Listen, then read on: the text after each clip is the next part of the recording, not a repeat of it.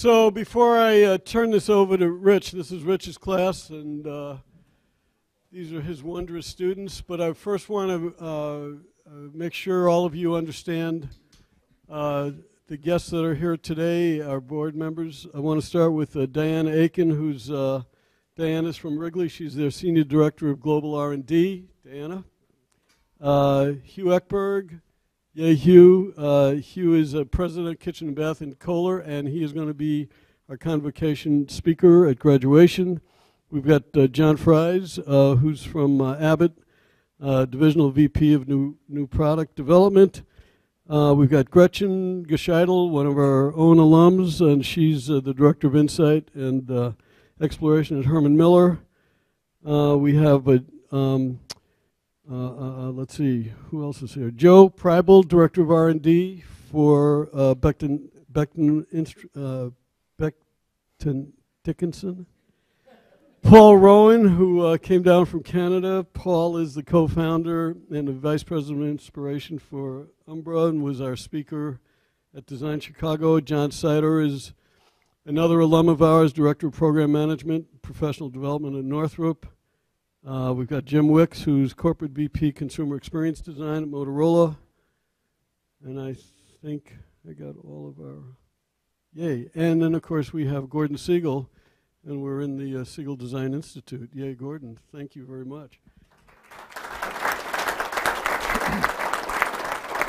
And Keith Jaffe, who's been an important part of this program. Welcome, Keith. Nice to have you here. Okay, Rich, take it away. So indeed, this is the culmination of the Master Product Design and Development Management Program. And so for those of you, I think most of you are familiar, but I just want to remind you that the students in this program that will be presenting today, this is the end of their second year of the program.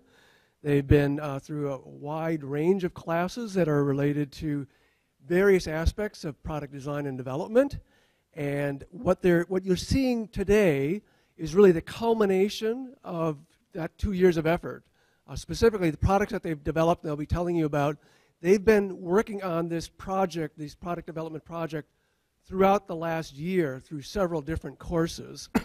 And we built course upon course, and this is, as I said, the culmination. I have some things that we need to go through to make sure that everybody's on the same page. First of all, there's going to be 5 presentations today. Each presentation will take about a half an hour. That's the total. The presentation itself will be somewhere between 10 to 15 minutes.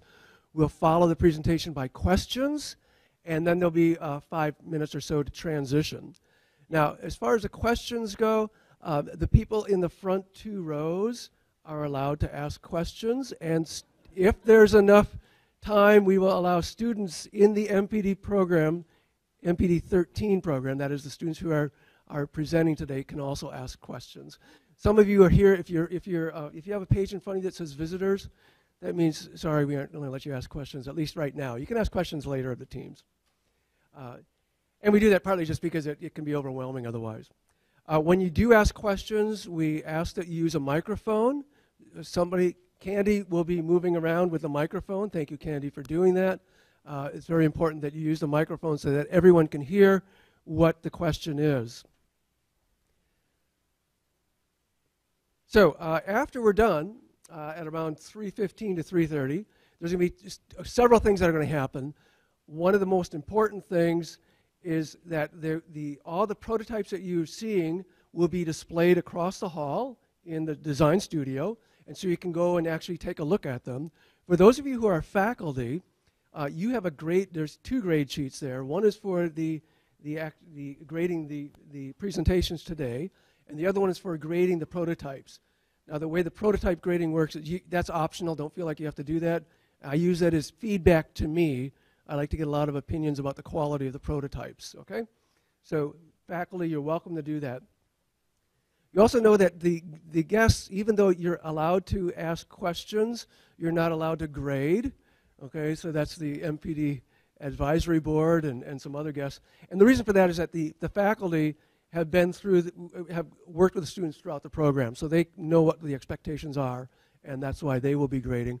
And students in the program, you know that you are grading too. and you are grading every team, including your own, okay? And so I expect you to grade honestly and effectively, objectively.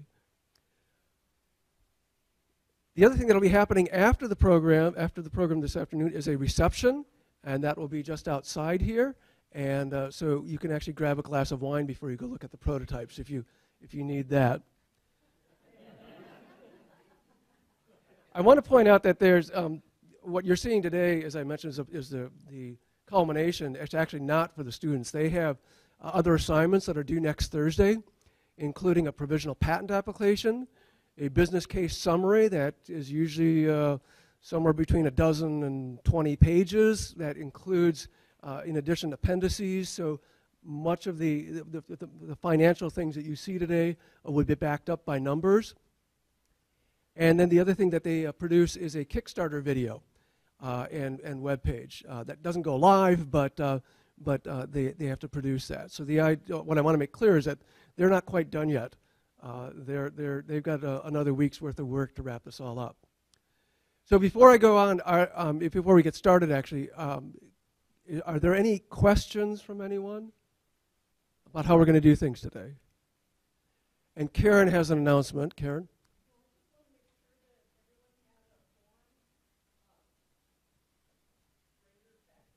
Yeah, so faculty, do you all have a grading form? Okay.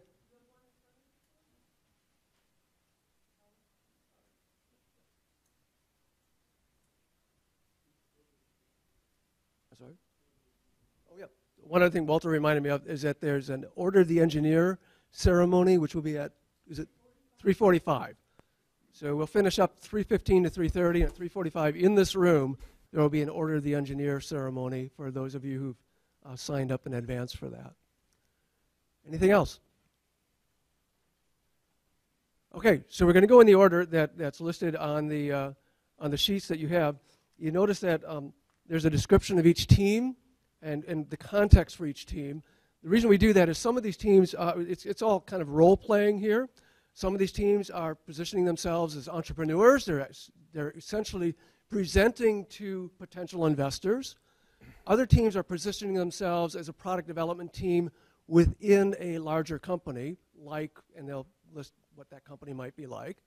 And those teams would be presenting as if they were presenting to upper management to look for funding to move to the next stage of development, essentially going to product release, between the point they are right now and product release. And so we'll begin with the orange team, and you see up there is the information about Orange Design is a group of entrepreneurs. They've created a high-end mobile wine cellar for top-spending wine enthusiasts, and they're seeking an angel investor to fund the development and launch of their breakthrough product, which is called Sipple.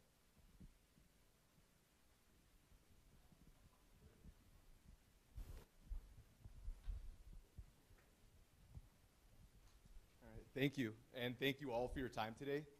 We are the Orange team. You can't buy happiness, but you can buy wine, and that's kind of the same thing. So the reason we're talking about wine is so powerful. For wine enthusiasts, wine is part of your lifestyle, and it's part of your identity. It's something that you have an emotional connection to. And we wanted to take the emotional connection between an enthusiast and their wine, and we wanted to translate that into our product. So for the most engaged wine drinkers who passionately love wine, we created Sipple. And Sipple is what we're going to talk to you about today. So first, I'm going to walk you through why the top enthusiasts need a new wine carrier. Next, Brian's going to tell you a little bit about what makes our product superior to existing products in the market. And last, Karen's going to walk you through how we're going to go to market for a successful launch. Let's dig a little bit into our opportunity. In the US each year, consumers spend $38 billion on wine, so it's a lot of money. And we understand that that includes all types of wine drinkers. You've got casual drinkers, hobbyists, after-work drinkers, Northwestern graduates looking for a quick buzz. But we're really just focused on one group, and that's the enthusiast. The enthusiasts are the most passionate about wine, and they're willing to spend the most amount of money for the best product and the best experience. So the reason this is an issue with existing wine bags are three main reasons. first, existing wine bags are really antiquated, and they lack modern, fashionable aesthetics. And next, they lack the precision of a home wine cellar. And the third reason is they don't really maintain the optimal wine temperature for very long. And we're going to talk a little bit more about that last point with a little bit of a science lesson. And there's a nice little graphic in case you want to follow along with how the neurons are working here. So wine is a complex balance of amino acids, carbohydrates, and phenols.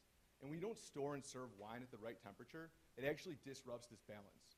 And when you disrupt that balance, it changes the smell and it changes the taste of your wine. So if you're an enthusiast and you have a wine collection that you've invested in, it's simply unacceptable that your wine would be anything less than perfect. So existing wine bags, like this $400 Mulholland bag, they have no cooling technology. They're one temperature fits all.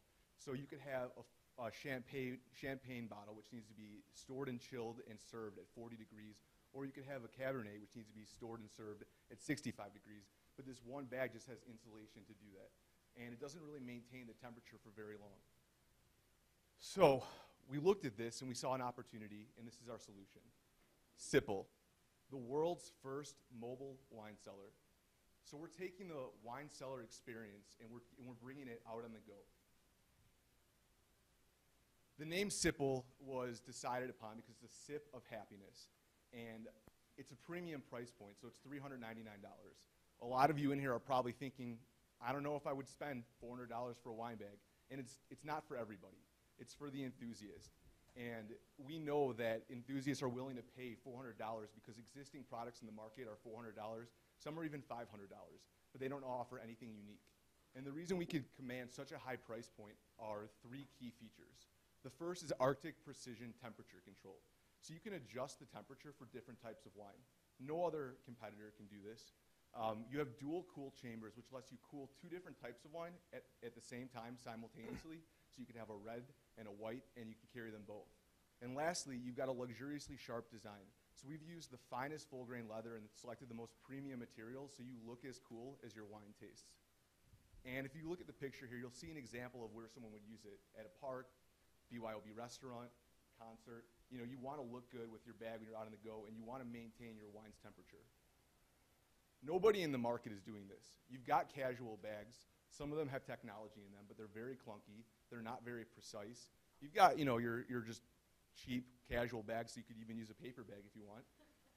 And then you've got your luxury bags, and you know some of them go as high as $500, and they look really nice, and they're definitely luxurious. But no one's really bringing a luxurious product that actually cools the wine better. So we see a huge gap in the market, and to create new value for the enthusiast consumer by bringing together luxurious bags and cooling technology. Thank you, Jake. So now we're going to show you how were we able to unite luxury style with modern technology. So first of all, our cooling system lets the user store two different bottles of wine at the same time. User can select through the dials at the top here, select 40 degrees for a champagne, or up to 65 degrees for a Cabernet. And when we polled to our users, we found that 92% of our consumers wanted to be able to adjust those temperatures, but right now none of our competitors offer this opportunity. Being able to store individual temperatures using our dual cool chambers lets you maintain both those bottle temperatures. 88% of our consumers said they want to maintain two different temperatures simultaneously, and once again, no one out there is doing it right now, especially not in a high-style bag.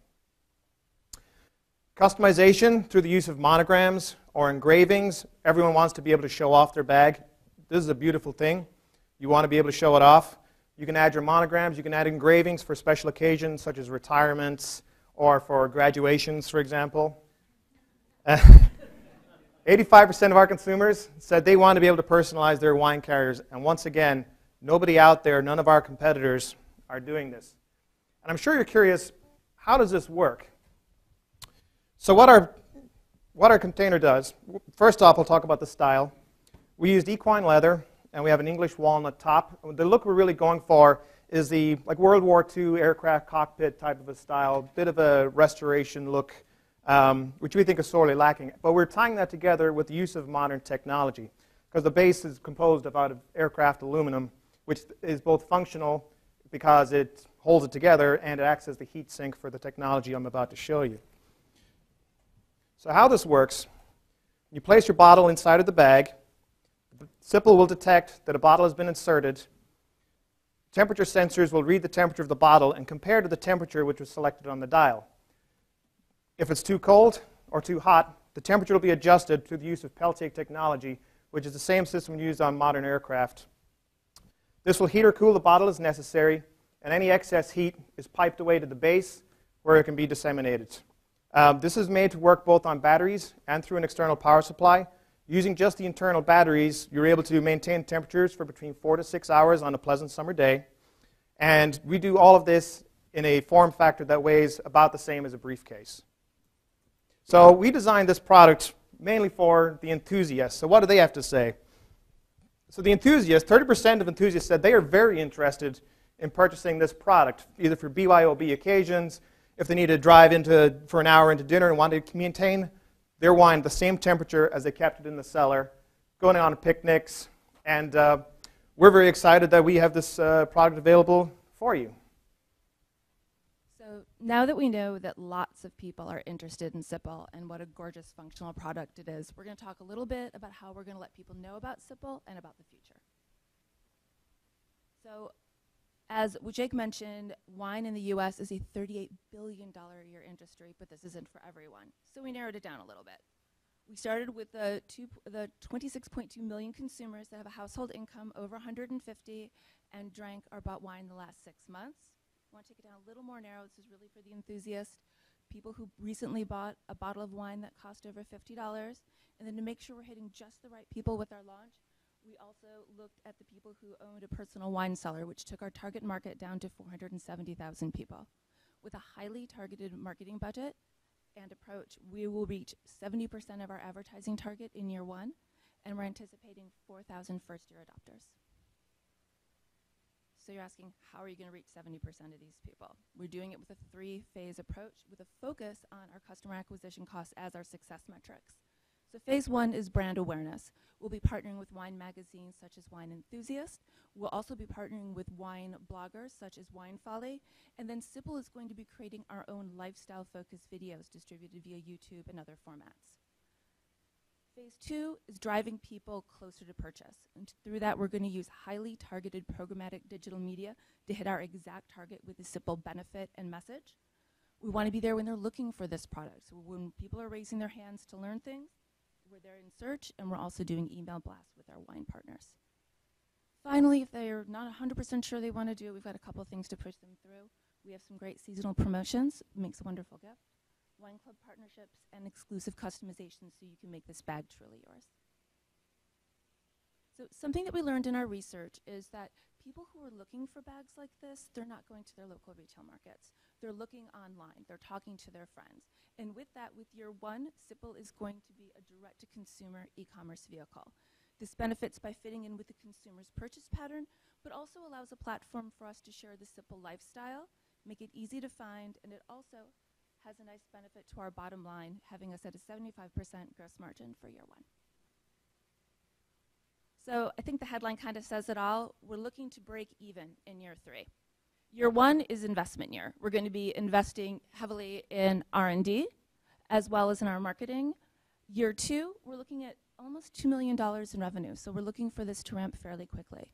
And then in Q1 of year 3, this is when we hit profitability. Now this is the 3-year view for the very specific Sipple product that you see here today. But the future has got a lot of really neat things based off of this platform.